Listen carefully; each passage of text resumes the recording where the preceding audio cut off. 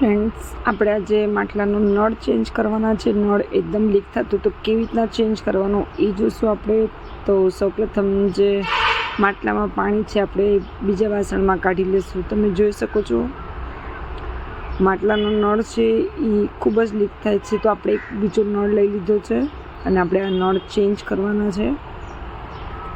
તો સૌપ્રથમ પાણી આપણે બીજા વાસણમાં કાઢી લઈશું. બારે તમે નળ ચેન્જ કરવા જાઓ તો ઓછામાં ઓછા 200 રૂપિયાનો ખર્ચો થાય છે. જે નળ આપણે ઘરે ફક્ત 30 રૂપિયામાં ચેન્જ કરવાના છે. આ નળ તમે જોઈ શકો છો સેમ ટુ સેમ એવો જ નળ માર્કેટમાં સહેલાઈથી મળી જાય છે. તો આ નળ છે એમાં જે ઉપર રાઉન્ડર છે એ આપણે ફેરવવાનું છે. ઉપરનો નળનો જે ભાગ છે એ કાઢી અને આ રાઉન્ડર ફેરવી લઈશું અને અંદરના બધા પાર્ટ્સ કાઢી લેવાના છે. તો આની અંદર પ્રોબ્લેમ એવો છે કે એનું જે વાઇસર જોઈ શકો છો આ તમે એ તૂટી ગયું છે એટલે નળ લીક થાય છે.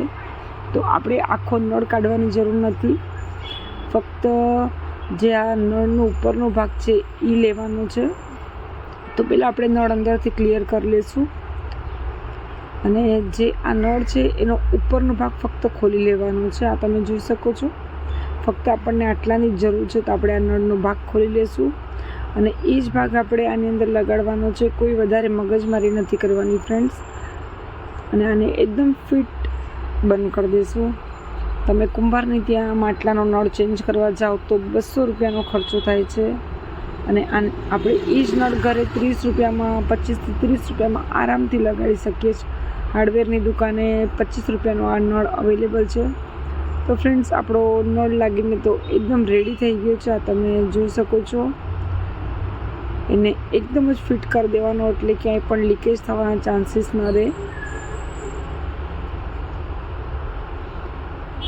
એકદમ વ્યવસ્થિત ફિટ બંધ કર્યા પછી આપણે પાણી નાખીને જોઈ લઈશું કે પાણી લીક થાય છે કે નથી થતું. તો ફ્રેન્ડ્સ, આ તમે જોઈ શકો છો પાણી લીક નથી થતું. હવે આપણે નળ ચાલુ કરી અને ચેક કરી લઈશું કે વાપર્યા પછી પાણી લીક થાય છે કે નહીં. તો ફ્રેન્ડ્સ, આ તમે જોઈ શકો છો ક્યાંયથી પાણી લીક નથી થતું. આ તમે જોઈ શકો છો. તો આપણો નળ લાગીને રેડી થઈ ગયો છે. આજનો વિડીયો કેવો લાગ્યો પ્લીઝ કમેન્ટ કરજો, સાથે જ સાથે સબસ્ક્રાઈબ પણ કરજો. Thank you.